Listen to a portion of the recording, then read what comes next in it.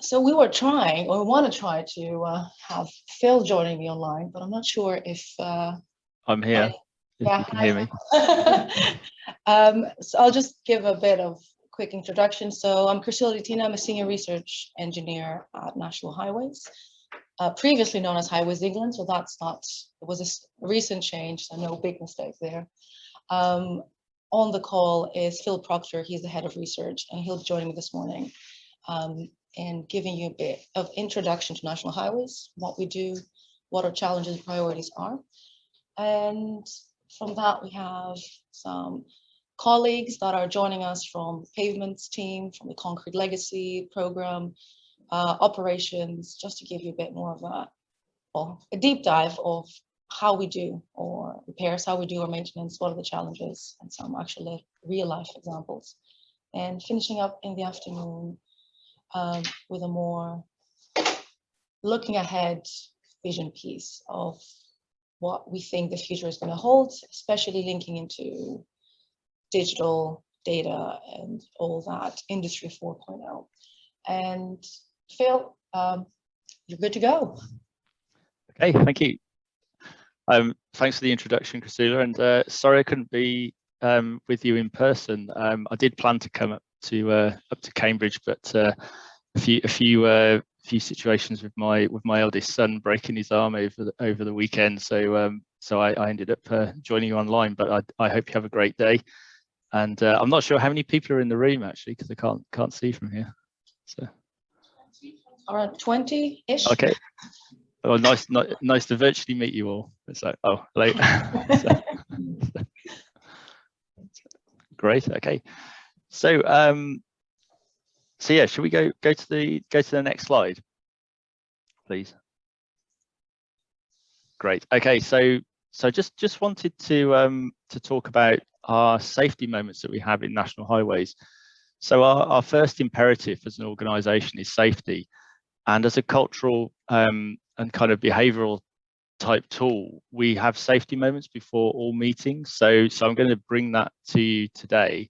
And these safety moments can be things that have happened to ourselves in our lives, in terms of so for example, I could talk about something that happened when I was doing some gardening, or it could be on a journey to work. But this particular example that I've got today is actually one that happened on one of our kind of survey sites. So what you're seeing here is we had a drone incident on the 10th of September during a survey on the A358, and we were using one of our Matrix M300 drones, which is about £10,000 actually.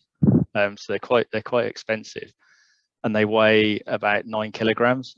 And we had one of these devices get into trouble after about 8 minutes into flight, and it actually recorded a descent of nearly 50 miles an hour as it crashed to the ground. So you can imagine that that's quite a dangerous situation. We do follow all the Civil Aviation Authority guidance though with our drone flights, so we make sure that we don't fly them over people, don't fly them over the carriageway. But I just wanted to bring this kind of safety moment to your attention, because obviously with innovation, we need to be careful about how we bring these new technologies into our environments and make sure that they're used safely. It did get me looking as well at some of the new rules that came in just at the beginning of the year. So now if you have any incidents with a drone, you do have to report it to the Civil Aviation Authority, and you also need to register for a flyer ID and a operator ID for drones above 250 grams in the UK. And actually there's certain rules around if drones have got cameras on them as well, and they also bring in GDPR rules and all those kind of things. So there's many changes to drones. So even if you've got a drone, so my son's got a drone which is quite small, but he should really register it with a flyer ID. So you have to stick that on the side of the drone as well. So something to have a look at anyway. I don't know if there's any questions on that safety moment, because we usually offer people the opportunity to comment. So I don't know if there's any comments from the room at all. You don't have to. It's not mandatory.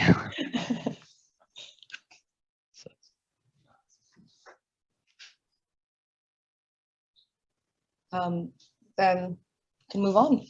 Okay, great. So just to give you an overview of the presentation that myself and Chrisula are giving this morning for the first 55 minutes is we'll give you an introduction to national highways. We'll talk about some of our challenges and what we're doing to prepare for the future, and how we kind of work with people outside our organisation with innovation and research. So if you go to the next slide, please. So just a bit of brief information really about our assets.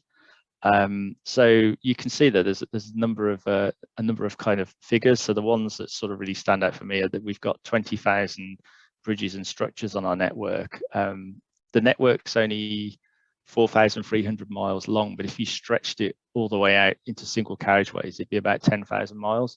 So as you can see, we have many assets that are on our network which need to be maintained and operated. And Chrisula will talk later on about some of the challenges around asset management. But just as a kind of to give you a background of where National Highways has come from. So we originated as being part of the Department for Transport in the UK. In 1994, we were converted into a government agency called Highways Agency. And then in 2015, we became a government-owned company called Highways England. And then just recently, we've been, which was in October, actually, just recently, we were recently changed to National Highways. And that there's lots of good reasons for being a government-owned company. One of the main reasons is having the ability to have 5-year funding programs, which supports us driving better value for the taxpayer. Next slide, please. So just some sort of key figures about National Highways, and some of the things that it does, or people rely on our network. So for example, we consistently measure somewhere in the region of 95 billion miles driven on our road network. Now I can imagine you thinking, oh, that might be different with COVID. One of the things that we observed from our traffic data is that actually the freight didn't really adjust and actually went slightly up, and is still slightly up on journey times or figures currently. And we've actually seen vehicle numbers return to pre-pandemic levels as well. So these numbers are consistent, and we're seeing the road network being used heavily now again. We also carry 3 times as many passengers as the rail network, and we actually carry 1/3 of all traffic in the UK on our network, and 2/3 of all freight. And we've seen a reduction in accidents and casualties on our network by 18% since 2015, but there's still much to do in that space, because we have we'll talk about a bit later, we've got a Vision Zero within National Highways, but we'll talk to you about that later. Next slide, please. So just a bit of information about how we're funded. So from 2015, I mentioned we've got these 5-year cycles. We had a £15 billion investment over that period. And as I was saying, this is where there's been sort of a big change in the way we operate our network, and having the ability to have these longer timelines in terms of funding. Previously, when we were part of the civil service, we might have had the situation where the money wasn't consistent, and we couldn't have those longer term contracts with our supply chains, which obviously creates value for money issues and resource issues. Whereas now we've got a much more kind of consistent program, which is backed by the government in terms of that money that they're giving us to make improvements to the network. Next slide, please.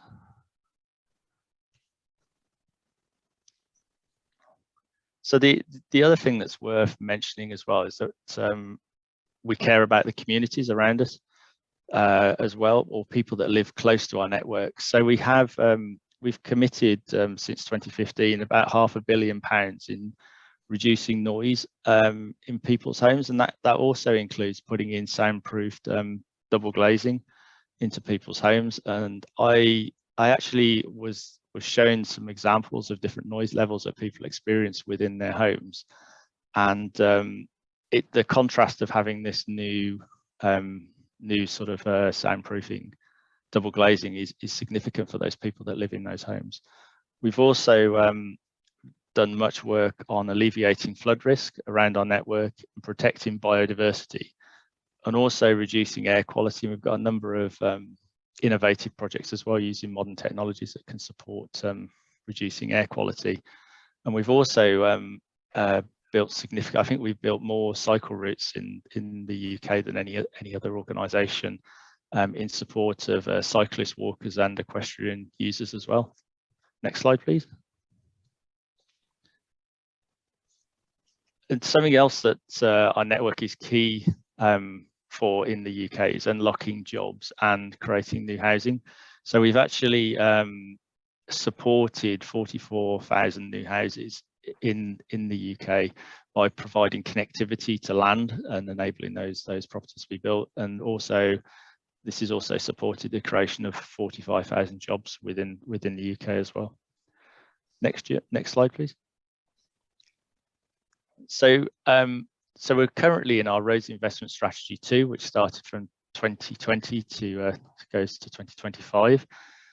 You can see that there's a number of figures there. So we're investing over that time period 27.4 billion, but actually some of you may have seen in the press that actually that's been reduced by £3 billion, and that's due to the fact that we've got a couple of major projects which have been delayed through their development consent order, because they're currently being challenged on their environmental credentials, which I think is a really interesting kind of thing that's going on at the moment in terms of making sure that what we're building is actually going to be fit for the future in terms of its environmental credentials. So we're slightly delaying those projects. They're not being stopped, but they're being delayed and pushed into the next Roads Investment Strategy 3 area, which is why there's a slight reduction in that overall funding. But also it's worth pointing out the way that the funding breaks down here. So we're spending £14.2 billion in enhancing our network, providing extra capacity and improving journey times. But we're also spending about 10.8 billion in maintenance of our network, and that's as you can see, that's a large amount of money in maintaining the existing network. And we're always looking for opportunities to improve efficiencies in that area and reduce costs, because as our assets become older, we'll need to focus more on that, and the more efficient we can get in those areas and that space, the better. And we'll be talking about that more later today. Another area of funding which is really interesting as well for us is our designated fund, which is nearly £1 billion for doing things above and beyond what we normally do as a road operator. Next slide, please.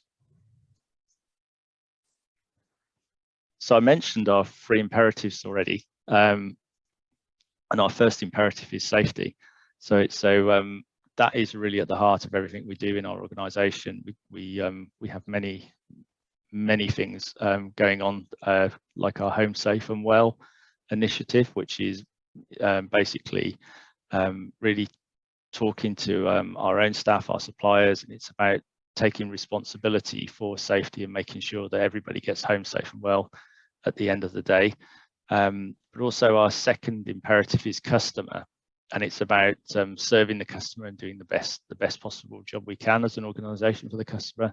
And the third imperative is delivering our roads investment strategy.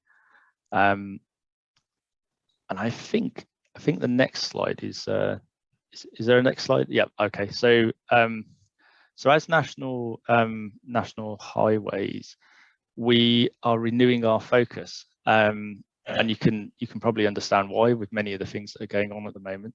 So we're looking for transformation of our asset management, We're also looking for transformation in digital roads and climate and carbon on our network. These are key areas for us moving forward. We need to make sure that as an asset management organisation, I think we're valued at something like 108 billion pounds worth of asset. It's probably one of the largest assets on the books in the UK. We need to make sure that we're doing that as efficiently and as best as we possibly can, but also we're really keen to move into that digital space in terms of what digital can do in terms of traffic management, what it can do in terms of asset management, and how it can support our operations in terms of rehearsing construction work before we actually get there in the digital space and getting things right first time and all the opportunities and savings that you can get from that area. So I'm going to pass over to Chrysula now, who's in the room with you. And Chrysula is going to talk about asset management and the challenges that we face in national highways and other road operators. Thanks, Phil. Thank you. So National Highways is at its core an asset management company. Already Phil mentioned how high our assets are valued. We are responsible for the management, the operation, the maintenance, but however, the responsibilities and capabilities to effectively manage assets tend to change and tend to evolve, and that's where the challenges lie.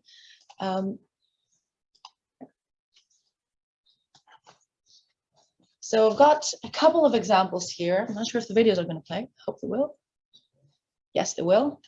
So you will see a couple of bridges falling down. Most will be aware of the recent catastrophic events. I know the angle is a bit askew. The bigger one, recently Genoa, Morandi Bridge, led to almost 400 people being homeless, several fatalities, and it was a wake-up call for concrete engineers. It was a wake-up call for design codes for specifications.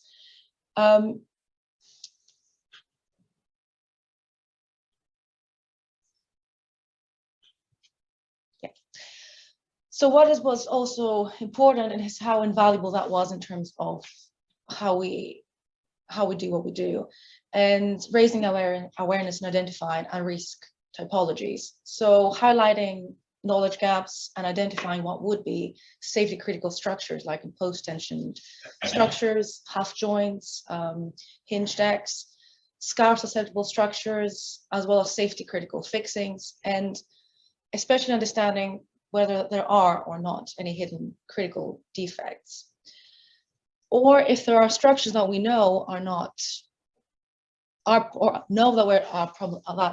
problematic or may have been designed in a substandard level. So it really highlighted the need to understand our assets, to know how they change in time, and also understand what is their actual serviceable life, which might be different than the design life. And in particularly, it kind of pointed out corrosion as a number one enemy. And also the need to design for robustness, design for durability, not just design for not just design for strength, as a lot of the specifications have. It also highlighted some failures in traditional asset management. So the lack of quality data, or a lot of qualitative inspections, potentially the lack of standards in how we go about with structural assurance, with risk management. And the reason we care is because most of the infrastructure we have is now mature. Aging infrastructure is a concern. You saw what happened in Italy, and it's a concern for most asset managers. 80% of all the structures are over 25 years old, with 57% built before 1980.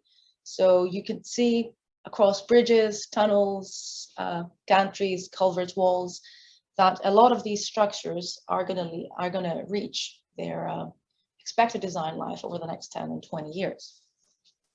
And there is quite a bit of cost associated. There were a lot of structures that were built in the 70s, and yes, it would be easy to go and just replace everything, but that comes at a big cost, and that has been estimated around to £41.2 billion. Now I'm painting a bit of a dramatic image, a picture of how things work, but actually the state of the structures on the strategic road network is good. So most of our structures, so 88%, are considered in good, very good condition, but we cannot be complacent, and we need to make sure that they remain in that state as we move in the future. So this is kind of what inspires our asset management, or where we want to see ourselves in that asset management position.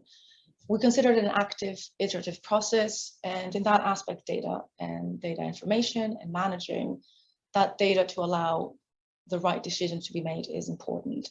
And our aim is initially to understand what is the asset's behavior, understand what are the future needs, and be able to predict those future needs, and be able to hold enough information to allow us to make better decisions of whether we want to create new assets, whether we want to maintain new assets.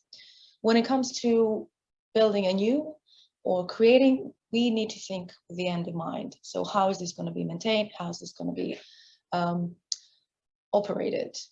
And in maintenance, thinking about a decision in terms of a balance, a trade-off between performance, behavior, and the need for maintenance, considering risk factors.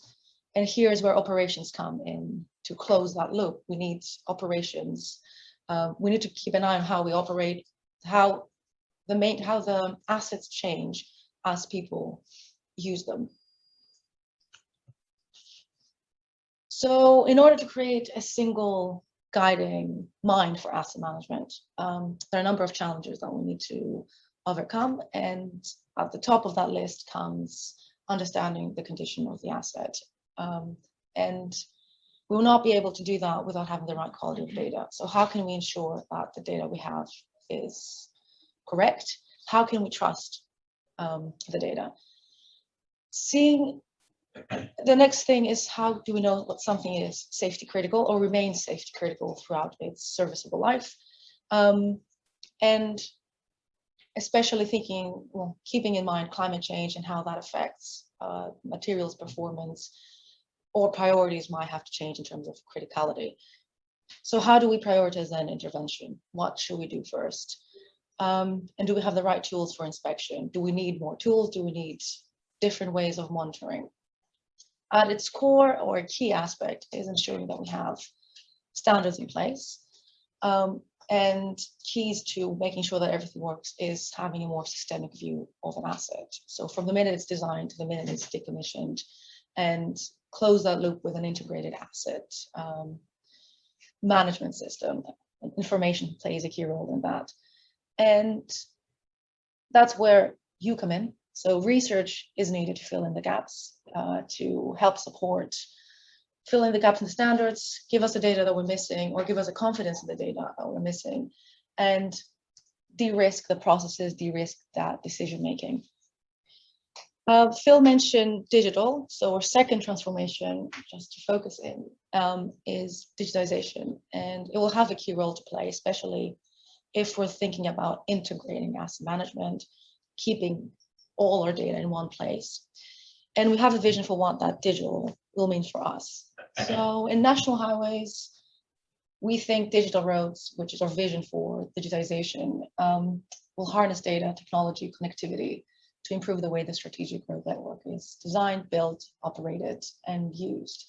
And there are three pillars in that. That is design construction, so digital design construction, digital operations, and digital for the customer. But also we see another fourth pillar, more cross-cutting, where digitization can help us achieve net zero. It can improve how we use the existing assets, and it can bring more efficiencies in what we do and how we design and how we operate. In terms of design and constructions, we think that the future is in automation, that we're moving into modular construction, offsite construction. This will result in safer production. We're expecting more efficiencies, reduced network disruption, increased productivity, but also smoother journeys for the customers. And in that space, digitization of design processes, so digital twins, digital tools, anything that can help us rehearse what we're doing so we can do it right the first time.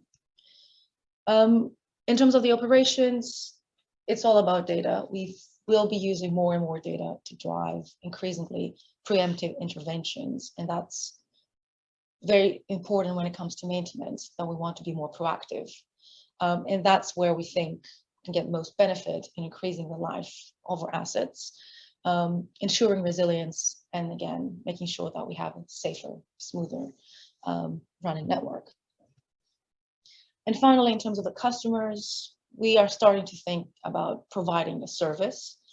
And in that space, customers will need more information. They will need more data to be able to make better decisions as they use the network. So this might be quite ineligible, but you can access it online, or if you search digital roads on national highways. It just kind of points out what our 2025 vision is for digitization.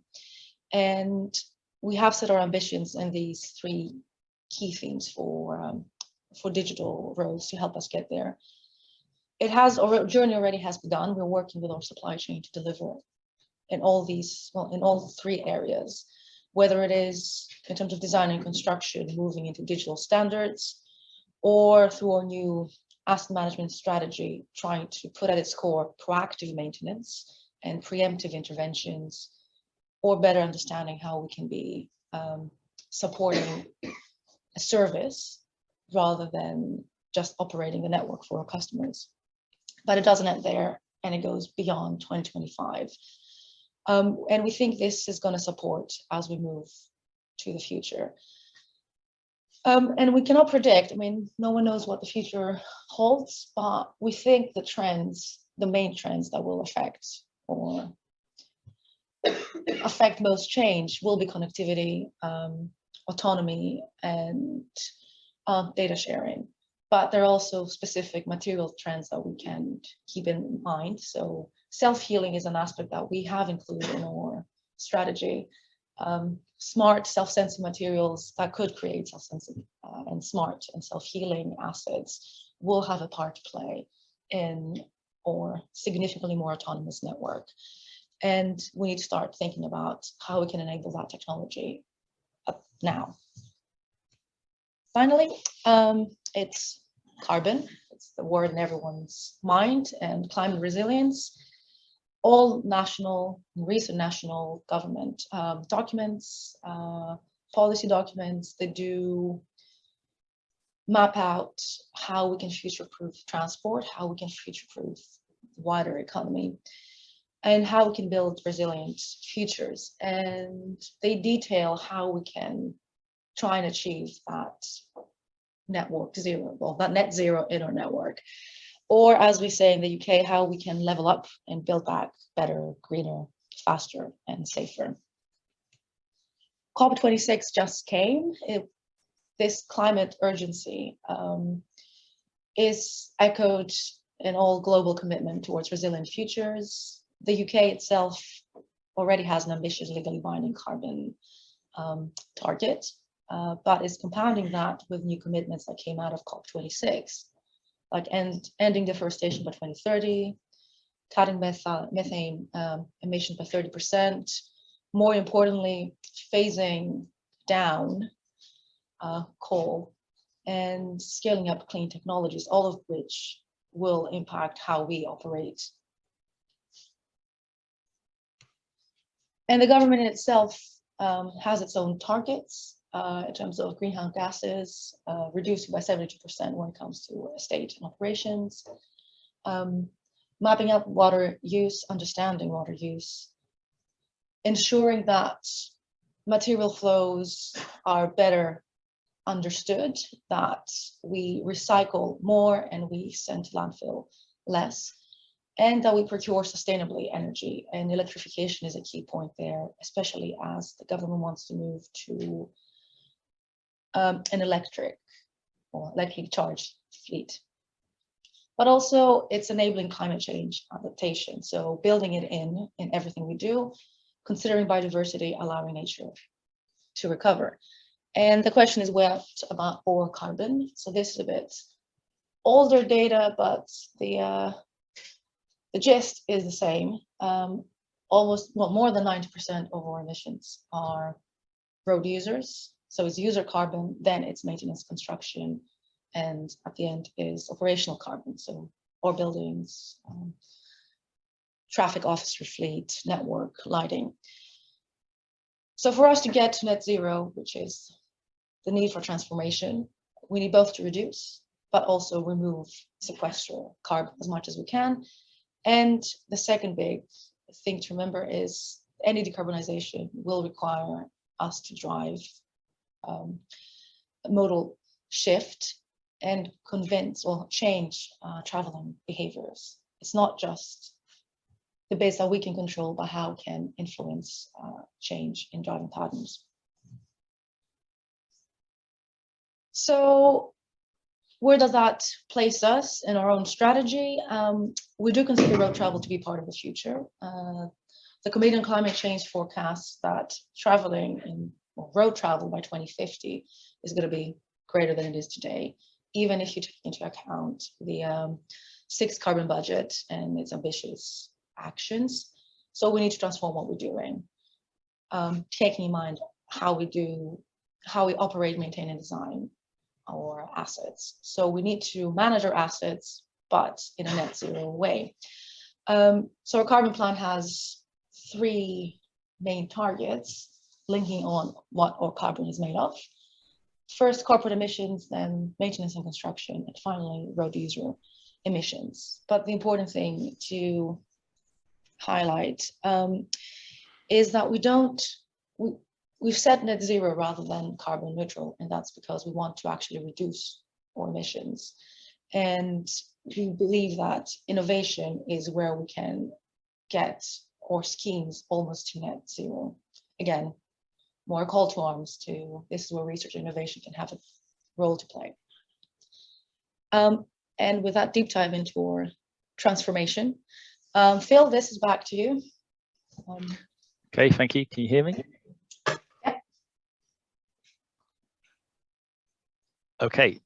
Yes, there was an interesting announcement in the news this morning actually about electric charging points being put into law in all new homes built from next year, which should help, I guess, reduce the difficulties in sort of owning an electric car if you've already got a charge point in the home when you buy it, sort of thing. So yeah, there seems to be some good progress being made in that space in terms of getting us ready for that electric fleet. So going to talk about how we're preparing for the future. Could you go on to the well, I suppose before that, these 3 transformational pieces around asset management, digital roads, carbon and climate change do require new knowledge and skills that may not exist today, and we need to develop with others and work across boundaries to be able to get to some of those things that that Chrysula was just talking about.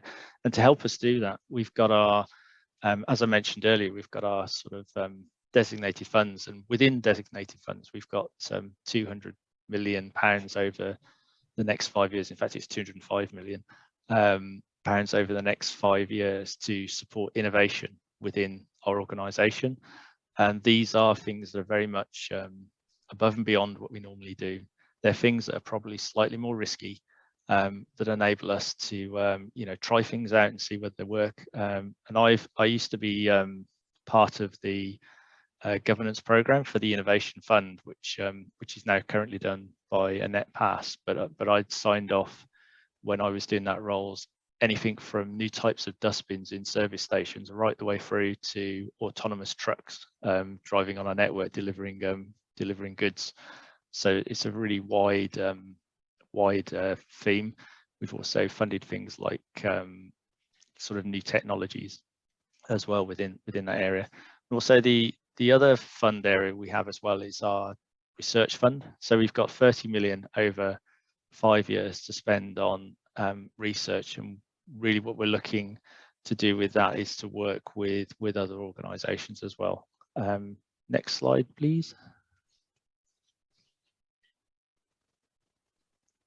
Okay, so how do we engage with people around innovation and research? So we've got our portal, innovation portal, and this really sets out our research strategy on this portal. So you go in. So if you just Google innovation national highways, you'll get to the front page, and then it talks about our innovation strategy, and it sets out our key principles and ambitions that we're looking to achieve, of many of the things that Chrysula has just talked about. Can you go on to the next slide, please? So how do we get to the future? So this slide is sort of showing well, much of the information from our Connecting the Country document. So I'd kind of recommend that people go and look at our Connecting the Country document. We are looking to update it as well, because it's about 4 or 5 years old now.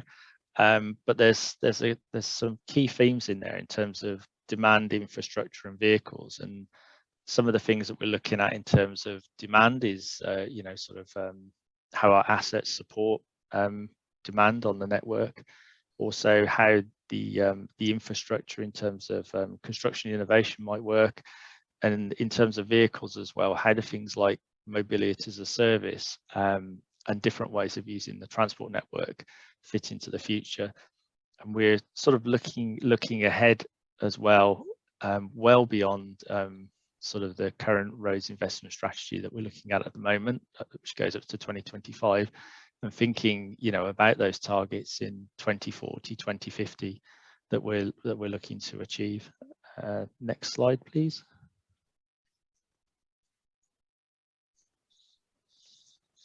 So these are our priorities that are in our innovation and research strategy. So we've got net zero by 2050, zero fatalities by 2040, connected journeys by 2030, cheaper, faster construction by 2030, and innovation and research excellence from National Highways to support that. I like to use the McKinsey 3 Horizons to think about how we look at research as well within the short, medium and long term, because if you're doing things within the first horizon, you tend to be sort of reaffirming the current way of thinking, the current business model. Once you start, it's only when you start to get to the medium long term that you can start to think about those transformational changes that you might need to support the business in the longer term, and look at new emerging technologies as well. Next slide, please. So I'm delighted to sort of be involved in a number of academic partnerships that we have with Cambridge University and other universities around the UK. We now directly fund research with academia, and we are supporting a number of PhDs at Cambridge University and other universities. And I think that we've got more than 10 universities that we're working with directly now.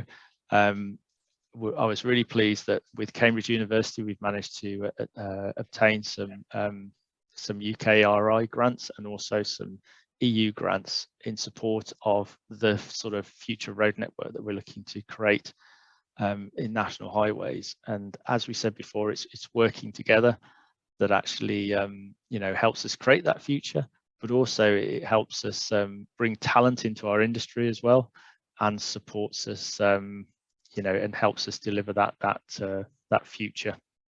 Next slide, please.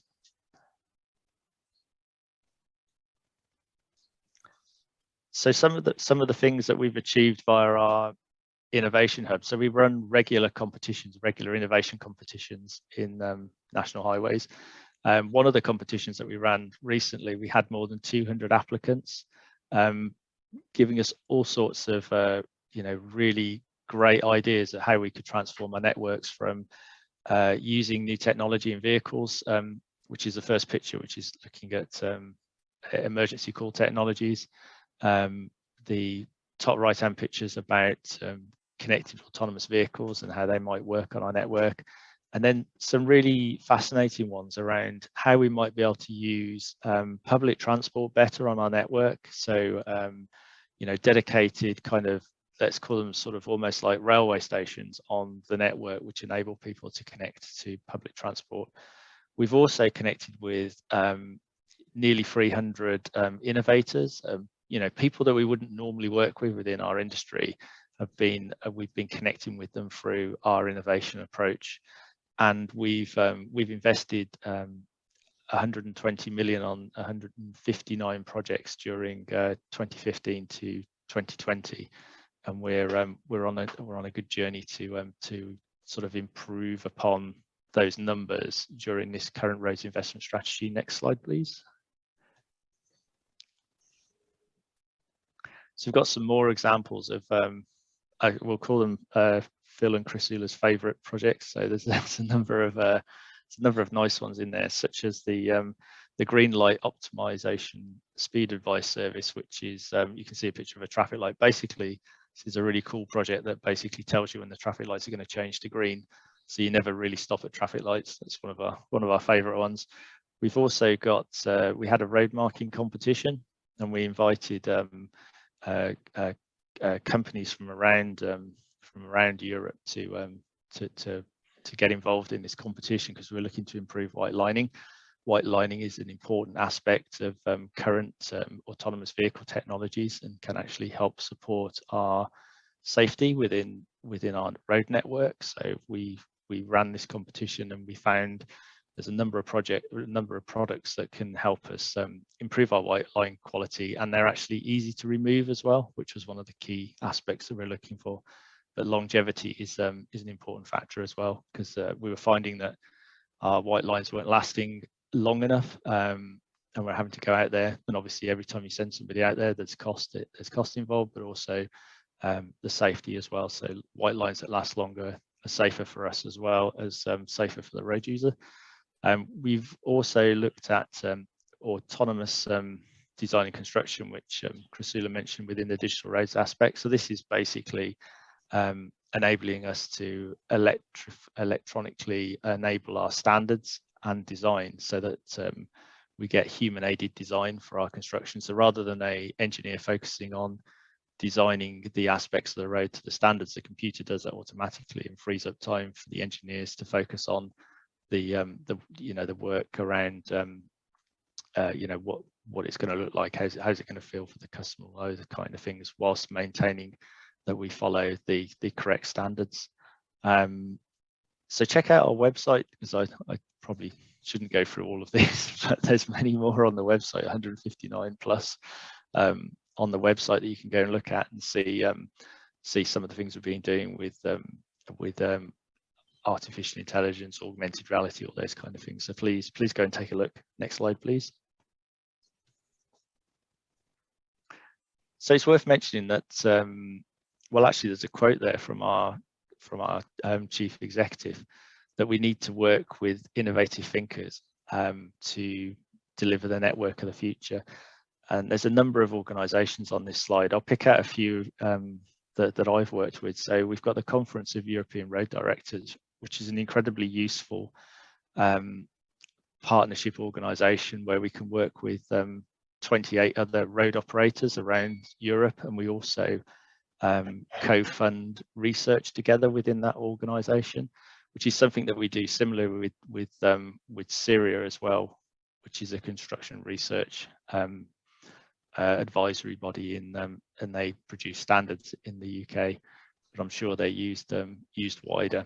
And we also work with many of the catapults in the UK, which are sort of government funded areas to sort of advance technology. So one of those is the Manufacturing Technology Centre in Coventry, where they look at all sorts of things with many other organisations such as Network Rail, High Speed 2, ourselves, Transport for London, and many private sector companies work in aviation space, as well as welding and materials, all those kind of things.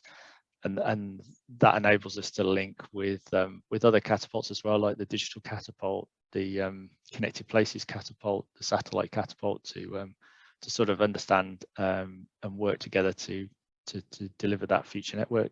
Next slide, please.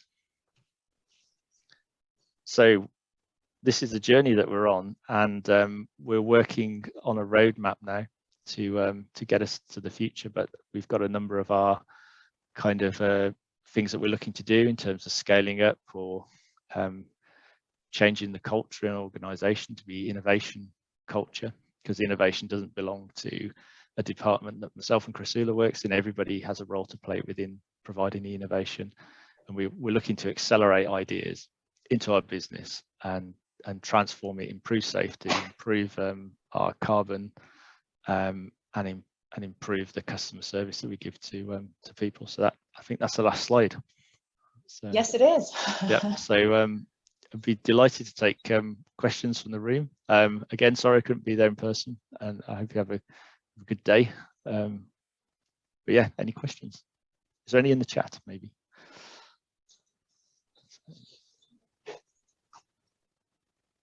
I can't see any questions in the chat, so we're happy to take. I think we've got some time to take questions.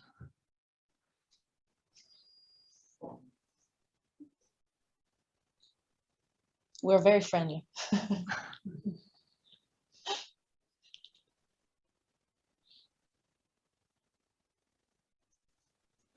Thanks for the presentation. Let's say, like maybe like in terms of a research, like getting in, segueing into industry point of view, how, like, what are the barriers, like smart infrastructure faces and actually being implemented for like maintenance purposes? Phil, did you get that? It was quite quiet. I think I got the gist. Was it? What are the barriers for smart infrastructure maintenance to get into practice? Yeah, so I mean, you'll be talking to some of our experts later on today. I don't know if any of them are on the call at the moment, but from my perspective, some of the barriers is actually finding the right solution for the right problem. So rather than sort of looking for having a technology looking to solve a problem, we should be looking at what the problems are and what's the appropriate technology for helping that. So, for example, we've got 20,000 bridges and structures. We're probably not in a position where we could, instrument all of those bridges, but then we should be asking ourselves the question: do we need to instrument all those bridges? And actually, it's finding that sort of timely solution. So I guess what I'm saying is that we need to make sure that we've got strong business cases for rolling things out, but that doesn't mean that in terms of the innovation journey that we shouldn't be trialing these things and understanding how they can support the sort of the future approach. So because I think there's many questions around new technologies about how long they last. It's a bit like cars. You take your car to the garage and there's a light that's come on the garage. You take your car to the garage and it says, oh, your engine's completely broken. And then you take it to the garage and they say, oh, it's the sensor that's gone wrong. And they replace the sensor and then all of a sudden everything's fine again. Our bridges are on the network, potentially. I mean, we've got bridges that are over 100 years old on our network on the A road. So it's finding, the right solution for those for those assets, really. I don't know if that answers the question. So. Thanks, Phil.